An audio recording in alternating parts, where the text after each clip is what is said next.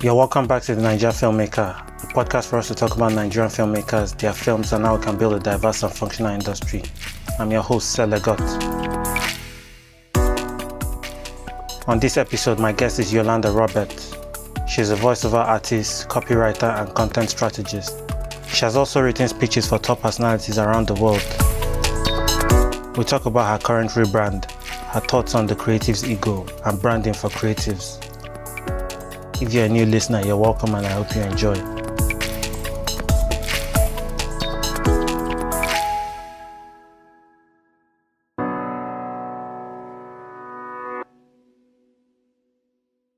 Hi Yolanda, you're welcome to the Naija Filmmaker. Thank you so much. Thank you for having me. You're welcome. So can you introduce yourself? Okay, great. So my name is Yolanda Robert and I have an enterprise, Yolanda Robert Media Productions. Okay, so can you tell us more about your media work? Okay, so with my media work, it's quite vast. I do a lot of things from voiceovers. I do video presentation. I do writing. So I do a lot of content strategizing. What do I mean by that? I write content for different things. Yeah. It can be for report writing. It can be for voiceover narrations. It can be for commercials and advertisements. It's quite a lot. Yeah. So can you run us through, like, for example, with copywriting, you have to, in a way, you're kind of trying to tell a story. Like, how do you approach the work? Okay. I usually approach the work with my client's objectives and needs at the forefront. So whatever my client's objectives are is what I work with, what they're trying to bring out, who their target audience is, what kind of image they're trying to bring out is how I structure my work.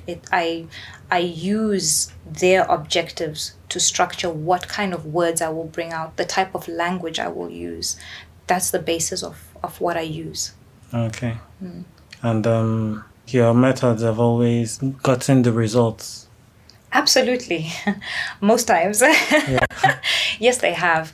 And with time, I think my methods have evolved. You know, we're in this very fast-paced digital type of setting where different things are required. Yeah. Now social media is at the forefront of everything.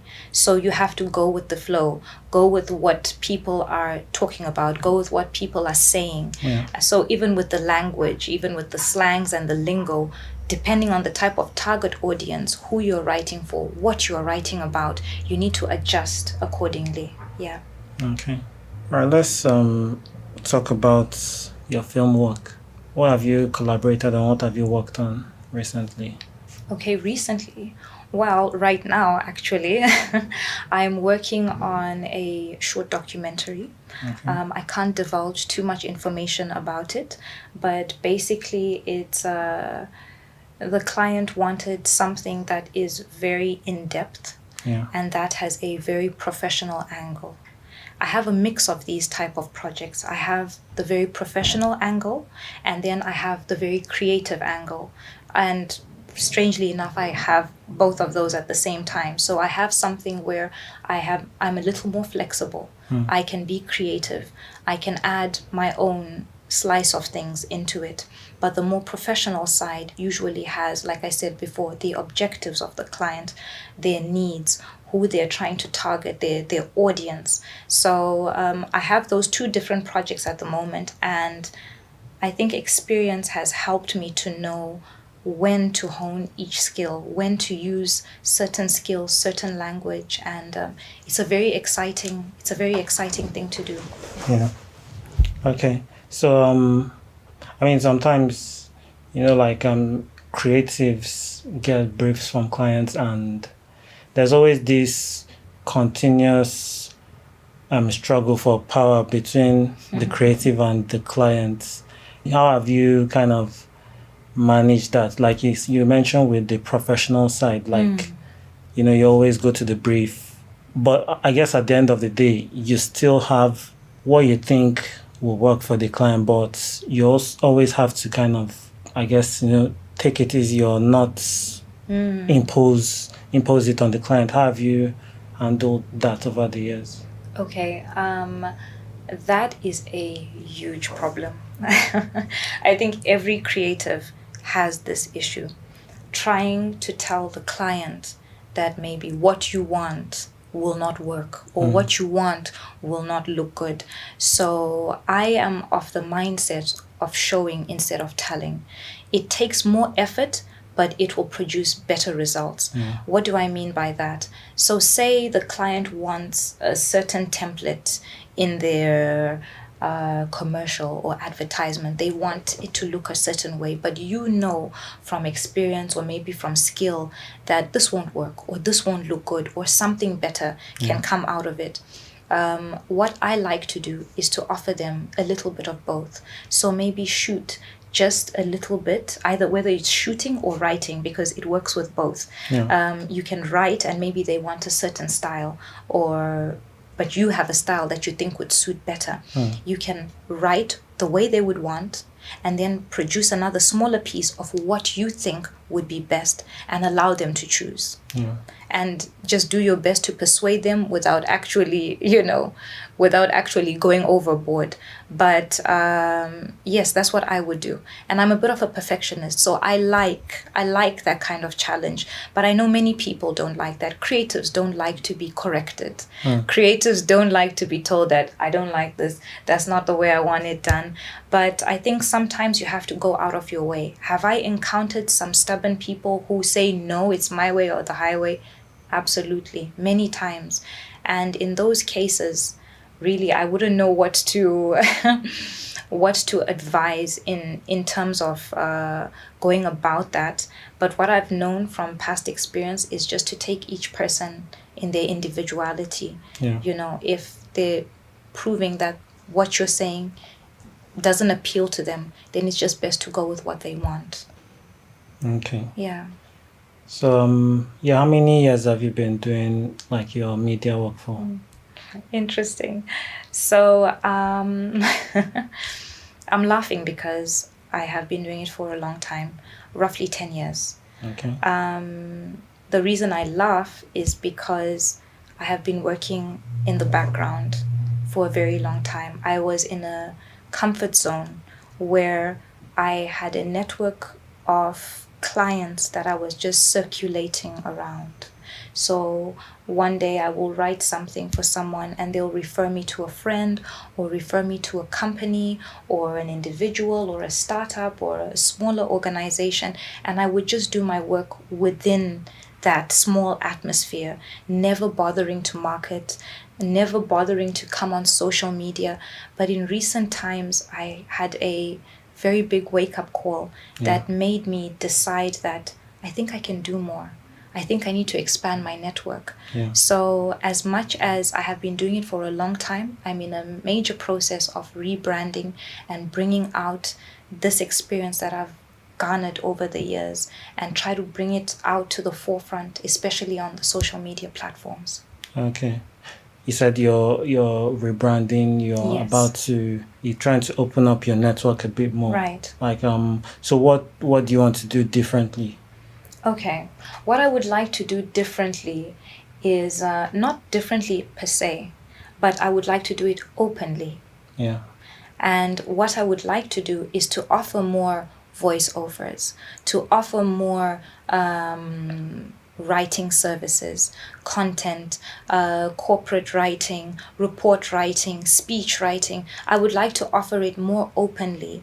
And another thing I would like to do is to expand my audience, not just having high-level clientele, but having people from a broad spectrum. I also want to be able to be reachable to a startup company. I want to be reachable to an individual who just says, look, I want to work on my brand and I want something that portrays me, but I'm not able to speak. I'm not able to write. I can't do my own interviews. I can't write or speak, but I need somebody to do these things for me. So that's what I want to do. I want to offer these services openly, and at the same time, I also want to enter more into the film industry. I realized that film has a lot of avenues that makes way for media related services such as the ones that I offer. Yeah. In a film, often you will need someone who does narrations.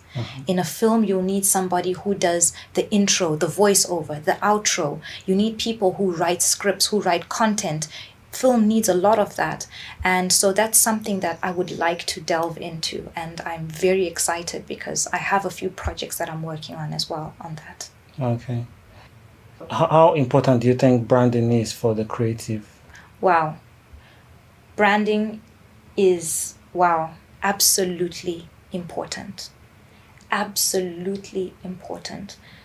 It's not just branding, but it's also the quality of your branding. In fact, dare I say, the quality is even more important than the branding. You can have a whole lot of content that's around the branding, but if the quality is not great, you could be an amazing creative, but if you don't have great quality, you're not going to go anywhere. Nobody's going to see that. And the same vice versa. Maybe you have someone who has an amazing outlook, but their output in terms of the work is not so great. I will definitely go for the person who visually appeals to me. Yeah. If I see something on social media, I go everywhere. I'm on Twitter, I'm on YouTube, I'm on Instagram, and this person is there and they're looking good. They're looking like they know what they're about. I'm definitely going to go for that person. Okay. Yeah. Yeah. So, I've read the branding book that talks about kind of narrowing down the focus. There are some I don't know what they call it, multidisciplinary artists. How do you think that kind of a creative can get it right with their branding? Because they represent different interests, in that creative spectrum. How do you think, people can, remember them when something comes up? Okay. And I say okay a lot because that is my processing word. All right. I believe in order to stand out, you have to create your own niche. People like to apply to everything. You can't. Choose what you want to do. Choose your audience. And every time, go back to the drawing board. Every time you're about to start something new, go back and say, who is this for? What is my brand? What am I representing? Because if you want to appeal to everyone, the famous saying now, a jack of all trades is a master of none. But one thing I'd like to add on that is, I don't think Nigeria really has that much of a problem with this because there is such a wide variety of influencers out there. And I hope I'm not stepping on toes by saying the word influencers, because I know some people feel like, well, that's a different discipline because you have influencers and then you have people who have been doing this and people who are skilled and people who went to school. But for me, I just believe if your output is great, it will speak for you. And whatever people comment on, take your audience's words for it. What people comment on is probably what you're best at. So if you're doing a number of things and people keep saying, oh my gosh, your report writing is fantastic. Your report writing is fantastic. But when you're trying to brand and market, you keep trying to bring out voiceovers. If voiceover is not working for you, go with what people are saying. What people are commenting on and saying positive about you is take that cue. And it's what you should put out there because clearly they're seeing what they want, what is attracting them. Yeah. And you should run with that, definitely. For my branding in terms of what you're trying to portray for yourself, social media has become such a powerful tool. And if things are not working out as they would before people had different methods of branding that are null and void now.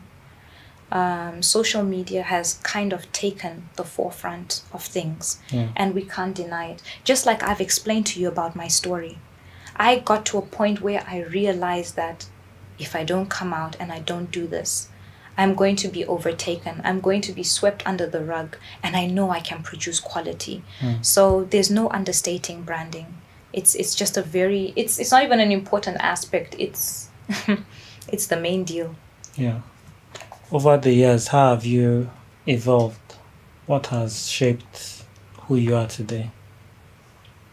I would definitely say, as cliche as it sounds, life experiences. Life experiences, and it sounds very cliche, but this is the truth.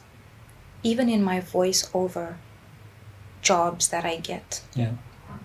I see the difference in a voiceover I may have done 3 years ago and a voiceover that I will do today. I think with time, I have become calmer. I have become more calculated.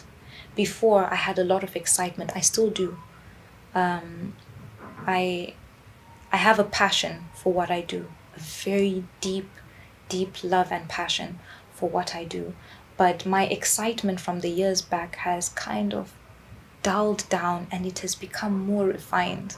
You know, when you initially start a fire, it's just a burning fire. Yeah. But with time, if you put enough into it, it becomes a fire that's even difficult to put out. And I think that is what has happened to me. Over time, my fire has become very much full and thick, and it won't be easy to put out. And even like I said in my voiceovers, I can tell the difference. Time has just a way of allowing you to see your mistakes, to fix them, to go back, and even use some of the things from those mistakes to make a better outcome for things. In my writing as well, I have become more in tune. I am less of myself and more of the client. I have become able to gel with my client's objectives. So, for example, I can be doing something with a client around the theme of animals. I love animals as a person, but I'm afraid of them. Yeah. But when I'm around that type of project, something inside me just knows how to mold and how to get with the program of what I'm doing and know that this is not about you. You have to delve into this project you're in. And I think that's part of how I've evolved over the years, from that excitement, you know, that happiness, that, oh my gosh, look at what I'm doing, to actually understanding and saying, okay, this is what the client wants. Let's see how I can fit this in, take what they want, and at the same time put a bit of myself inside it as well. Okay. Yeah. How important do you think it is to be like less about the creative's ego and more about what the project needs? The creative's ego is a very big ego. It's a very big ego, and it's not misplaced. It's there, but it's not misplaced. It's very important for the creative to be able to put that ego not completely aside, because that ego has your originality in it, has the story that you want to build up for yourself. You know, let's take something a little bit different. Say I make clothes, I make dresses, and a big part of what I make has my characteristics, i.e. my ego, my story inside of it. So to completely abandon that would be wrong. Yeah. You lose your individuality. So as much as the client's objectives and needs are important, so is your ego. So is your creative strain, your creative wavelength. You have to find a way to mesh the two together, but one should never overpower the other. Yeah. Okay. What are your thoughts on individuality? You know, sometimes there's this pressure to fit, to be like others. Yeah, what are your thoughts on individuality and differentiate yourself from the crowd? I have very strong opinions about this, because I think for a long time, and sorry to bring this back to me as a person. Yeah. But I would be doing myself a disservice if I didn't pay credit to where it's due. For a very long time, I was trying to be other people, trying to be another brand, trying to look like how. And it's only until I started embracing my own originality, the things about me that I seemingly did not like or did not accept, that I realized how that was embraced by everybody else. And how, if I thought I was getting a reaction before, what I'm getting now, being myself, is so much better. And it's so much less stressful to be yourself. When you are yourself and you use your original ideas, your original thoughts, you don't have to worry about what the outcome is going to, how it's going to be in terms of similarities to somebody else. If you just run with what you like, what you want, what you prefer, you'll realize that you get a far greater reaction and feedback from your audience and your clients. But unfortunately, I see people trying to replicate each other's business, and it doesn't look nice. It's not a good look. I have strong opinions about this. I really do. I wish that people could be more, take the time. The problem with embracing yourself and your individuality is that it takes time. You can't just wake up and say, oh, this is who I am. You have to do a lot of soul searching.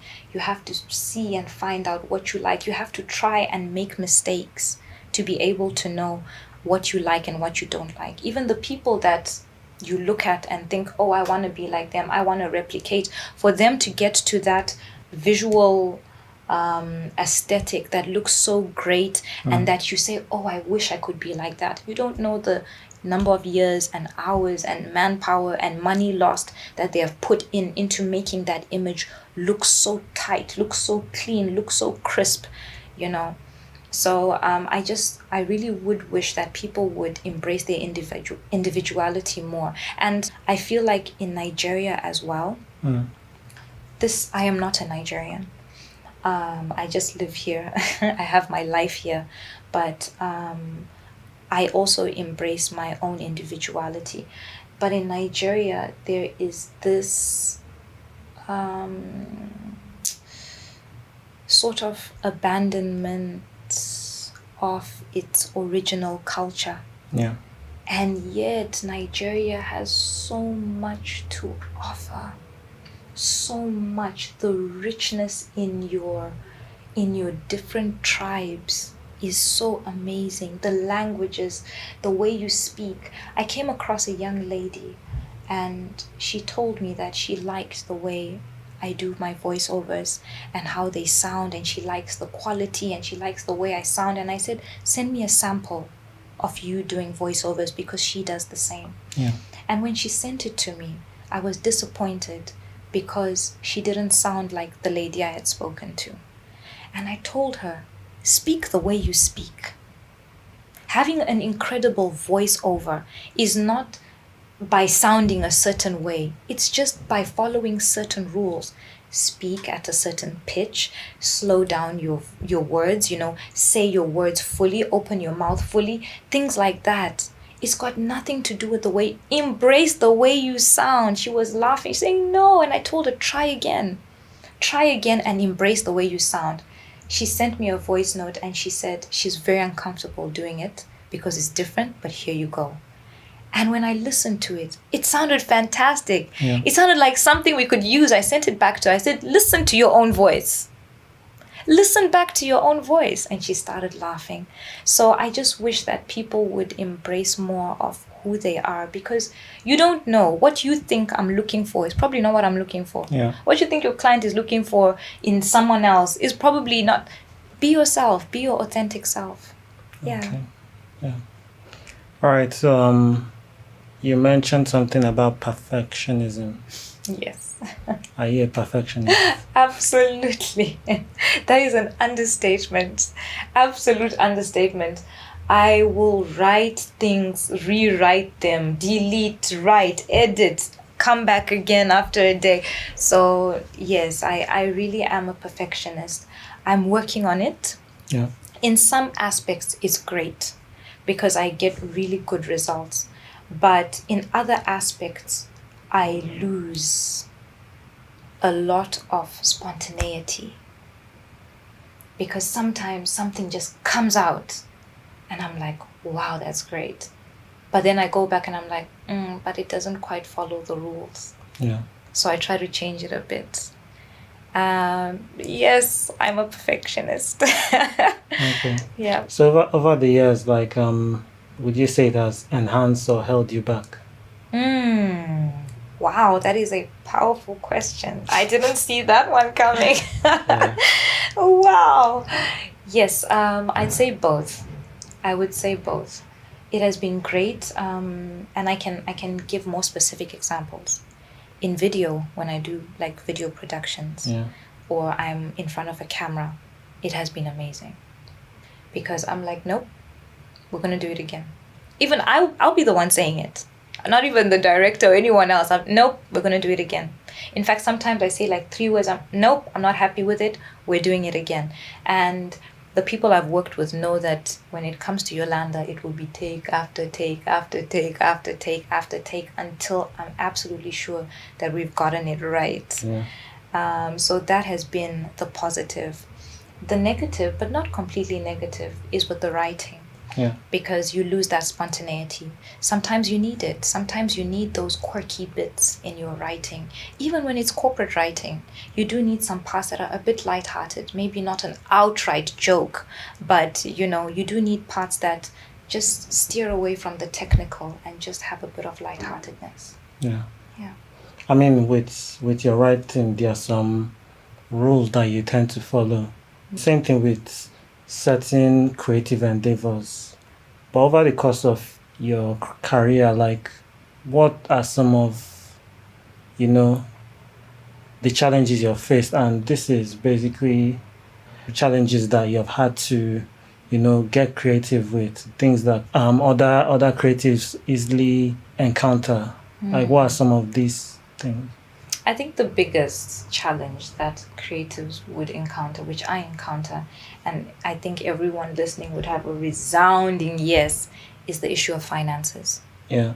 There is never enough money, and you always need one thing or the other to make your job better. Yeah. And then the environment we're in doesn't have a very big, how can I say, a very big premium on intellectual property. Yeah. So therein lies the problem. You have to pump money into something that people don't really value as something they need to pay the big bucks for. Yeah. So having said that, this has been a challenge, and I think will continue to be a challenge but slowly people are opening up to it. People in recent years, I would say, people are becoming more aware that, okay, so if I want someone who is a content strategist, I have to pay good money for this. But before it wasn't the same. If I want someone to take pictures of me, or if I want someone to do a video of me, people will just brush it off. Is it not just to turn on your camera? Is it not just to press and to point your camera in the direction? They don't understand the work that goes into it. They don't understand the investment into your equipment. Yeah. Your microphones, your laptop, your phone. Many businesses now, like small startups, they use their phones. They invest in like the latest phones to have great quality for their pictures or their video. And yes, these are some of the challenges. I think this is the biggest challenge, finances. And even with writing, people think, is it not to write? But no, you have to make some investments. There's no such thing as having enough knowledge. I write vastly, widely. So writing widely needs a wide set of knowledge, a wide set of information. You constantly need this information from books, from courses, from, many other places, many other things, and also certification sometimes. Sometimes you have clients who want to know, where did you go to school? What makes you eligible to write this for us? So you have to show certain things. So yeah, I think this would be finances is definitely is definitely the biggest challenge, and overcoming it also depends on your creativity. How you can work your way to maybe collaborate with people. All right, I will shoot this for you if you'll allow me to use your equipment. I will do this for you if that sort of thing. And I think creatives can relate to this. Yeah. Okay. I mean, with creatives, sometimes, we're passionate about the work, we're into it and all that. But what we fail to do is to document. Right. Because when you document it, you can show it as, okay, this is what I do. It can aid your branding. How have you managed to do that? This is a very key question for me, because this is one of the biggest mistakes I have made in my career as a writer and as a content strategist. Yeah. This has been the biggest mistake I've made. Mistake in that I've been doing this for 10 years. And over the past 10 years, not only have I done a lot of work, but I have traveled a lot. I've been to many different countries and carried out work in different countries. But because I'm working within this comfort zone and I'm just trying to produce this end result, I'm not thinking of myself. The only time I'm thinking of myself is how much you're going to pay me for the job I'm doing. Yeah. But we need to be absolutely intentional that when you're working on a project, you need to take a big chunk out to invest that time into your own brand. If you're taking something in terms of documenting where you are, documenting, like time stamping it, knowing when you are doing it, just even if you don't know how you're going to use it or what you're going, just take what you can. If it's in the form of video or voiceover, take extra shots. Take pictures on your phone. Take short videos on your phone. Ask someone next to you, can you take a video of me while I'm speaking to this person? Can you take a video of me while I'm talking into the mic? Yeah. Those things, they aid you. They can help you get better jobs. And this is a mistake I made for a long time, which is now part of what I am trying to correct. I spent so much time just doing the work. I met with so many people. Fortune 500 CEOs I was literally rubbing shoulders with every day for projects. And when the project ends, it's like, I've done work with this person, but how do you prove it? Yeah. I've shot a video for this person, but how do you prove it? At least with a video, you can somewhat prove it, but all the other things, you can't really have anything to show forth for yourself. So I think the key word here would be intentionality. That would definitely be the key word. You have to be intentional. When you're taking on a project, know that I have to take time out because I need this for my branding. Yeah. Yeah.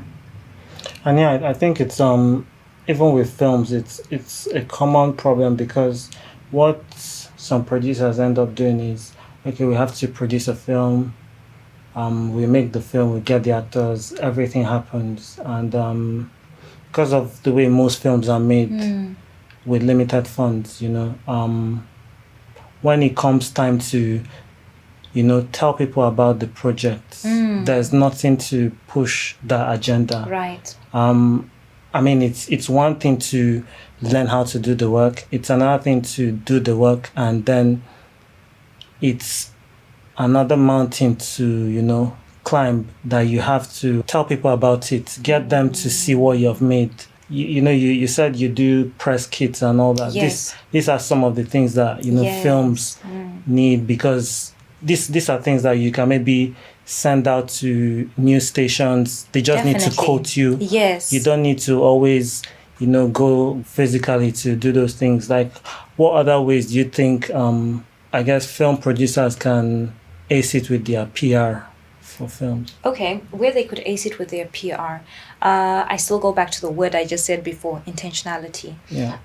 Something that I have started doing lately, which I just did on one of the last projects I worked on for a documentary, I literally, and it also goes back to like 3 questions back when we spoke about trouble with finances, but I knew that what I would be getting out would be much more important than what I had to take out from my own pocket.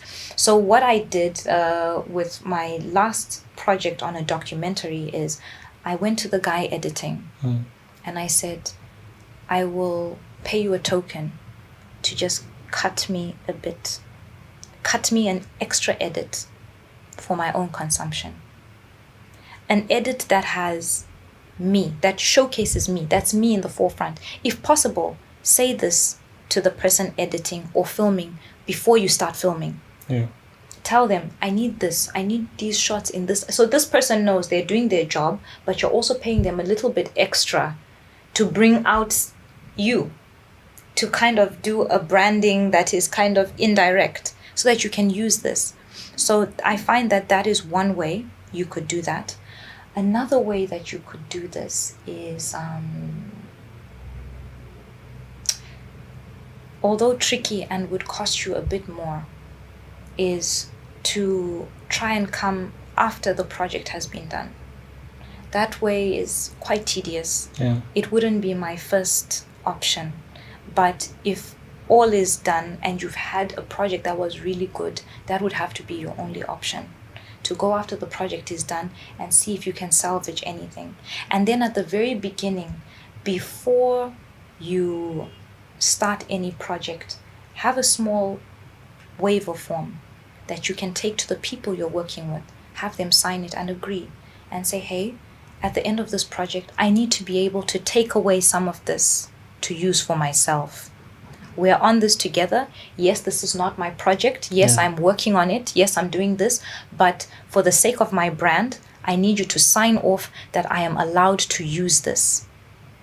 Because once you have that, then you're good to go. Because sometimes you have projects where the client says, oh, yes, you've worked on it, but no, you cannot have a copy of it. No, you cannot use it. No, our logo is not, but they need to understand that it's not about their logo or anything else. It's about you being able to show proof of your work. Yeah. Yeah, I hope that was good enough. Yeah, that's helpful.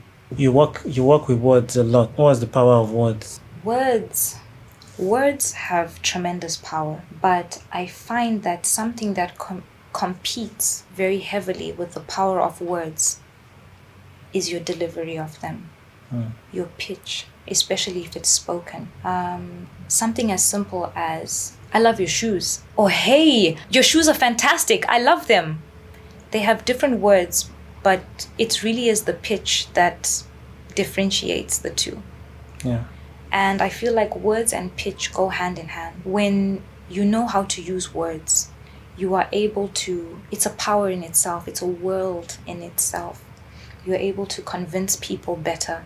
You are able to argue your points better. You're able to fight for yourself better when you have a better choice of words. And the only way to have a wider range of vocabulary, I always say, is reading or watching movies.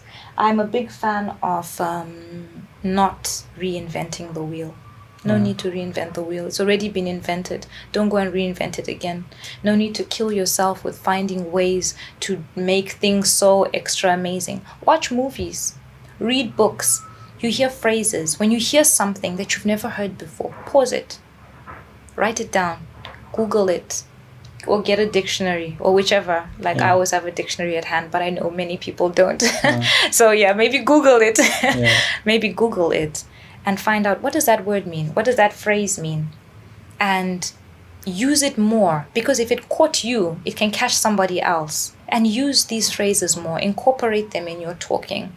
Words are very powerful. Words are extremely powerful. They have the power to make or break your project. They have the power to make or break your project. I do a lot of technical writing for organizations. And somebody asked me, how do you do technical writing if we have something on you need to write on medicine. What do you know about medicine? I don't need to. I'll put in the amount of research that I need to on what you want me to write based on your objectives and your needs, but I don't need to. If you read well, if you pay attention and gel and come in sync with what the company does, with what they just like the things we spoke about earlier, you will realize that it's not easy, but it's attainable. It's attainable. Yeah. And also when you are able to put your ego aside and say, tell me what you do. Okay, show me what you do. Show me what people have written in the past. You've had writers in the past before. Show me what they have written. It really helps. It really does help. Yeah, and I think it's the personalization that makes all the difference. Yes. Yeah. Yes, absolutely. Okay. I guess the hope of every creative is that, they keep getting inspired, they keep evolving as a creative. What are some practices that you think could be helpful to always, see things from a fresh perspective, to always add something extra? What are some of those practices? Some of the practices that I use, I take breaks. Know when to take a break, because when I'm burning out, I can't think. Nothing goes in again. But some people keep pushing, even in that burnout, they keep going, and I highly discourage that, because your creativity just dies. It does not, it's like a stubborn donkey. It says, I'm not moving. It doesn't go anywhere. And you realize that the more you try, the poor quality just keeps enhancing more and more and more. Yeah. So I would encourage frequent breaks, not too long, but take time to check yourself. And then something that motivates and inspires me a lot is to look at what's out there. When you see what people are doing, you're like, okay, I need to get my game tight. I need to get my game right. This is where I'm messing up. This is where I'm not. I need to do that more. And then as well, just self-reflection. Talking to yourself, journaling, self-meditation. I know it sounds very very cliche and very wishy-washy. yes, very namaste type of thing. Actually, someone used to call me namaste because I used to talk about meditation a lot. But that is pretty much it. When you take time to self-reflect and write. I'm a writer, maybe that's why I enjoy it so much. I don't know. Maybe for someone in video or production, it could be different. Shoot something different, Go somewhere else where you can just get a different vibe from what you always do. Maybe that could help. And money is always a good contributing factor. So I feel like maybe when something is not going so great and then a good job comes along that pays well, it motivates me to keep going on, going. Yeah. Okay. So what are you working on? What can we look forward to? What can you expect from me? So first of all, I have this one project that I told you about that I can't quite speak on because I'm in the middle of the project, but it has to do with recreation and with animals, and it's out of my comfort zone because, like I said, I love animals, but keep them away from me. But this is helping me to enter into this uncomfortable zone, and because it's a video production, I am forced to make it show on me, so my fear can't show, my anxiety can't show. So that is what I'm working on, and it's very exciting. At the same time, I also have a very large report that I'm working on while I'm at the beginning phase of it, and I'm working with a bigger team than I usually would. So this also is out of my comfort zone because I'm used to calling the shots and having the final say and me being the final edit, but all of a sudden I'm part of something where someone else has the final edit. And yes, in some ways I'm the lead content strategist, so I get to steer the ship, but there are many other people who are also a part of it. So those two things, but not just those. I'm working on some personal projects on my branding. I am coming out with a new rebrand of myself, and I think that can be looked forward to with much excitement. Okay. Yeah. And where can we see all this work? What are your social media handles? So for now, because of the rebranding that's going on, the only form of correspondence and communication that is available is Yolanda Robert Media at gmail.com. For now, that is the only form of correspondence that is available. So if you have any inquiries, if you would like to just make some inquiries, yes, on what we do, on the services offered, on the rate cards that we have, please don't hesitate to contact us at Yolanda Robert Media at gmail.com. So that's Yolanda Robert Media, YOLANDA ROBERT Media, MEDIA. That's one word. Yolanda Robert Media at gmail.com. Okay. Yeah. Thanks, Yolanda, for coming on the podcast. Thank you so much for having me. I enjoyed every moment of it. Yeah, same here. Thank you. Thank you.